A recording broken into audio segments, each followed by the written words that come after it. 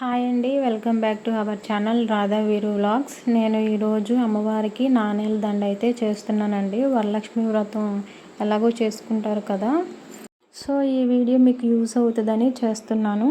మనకు కావాల్సినవి coins and tape, scissor. మనం ఎంత లెంత్ కావాలో అంత లెంత్ అయితే స్టిక్కర్ని తీసుకొని వాటిపై స్టిక్ చేసుకోవాలన్నమాట కాయిన్స్. నేను ఈ టైప్లో అయితే చేద్దాం అనుకున్నాను, బట్ హెవీ అయిపోతుందని చెప్పేసి నేను సింపుల్గా చేశాను అనమాట.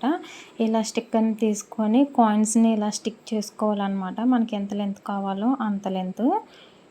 నెక్స్ట్ బాటమ్ వచ్చేసి నేను రౌండ్ షేప్లో ఇచ్చి కాయిన్ ఒకటి సింగిల్గా బాటమ్ ఇచ్చాను అనమాట. ఇలా కాయిన్స్ అన్నిటిని స్టిక్ చేసుకున్న తర్వాత కొంచెం గంధం, పసుపు ఇట్లా వాటర్లో వేసి కలిపేసి బొట్లు అయితే పెట్టేసుకోవాలి. నెక్స్ట్ వీటిపైన కుంకుమ బొట్టు అయితే పెట్టుకోవాలన్నమాట.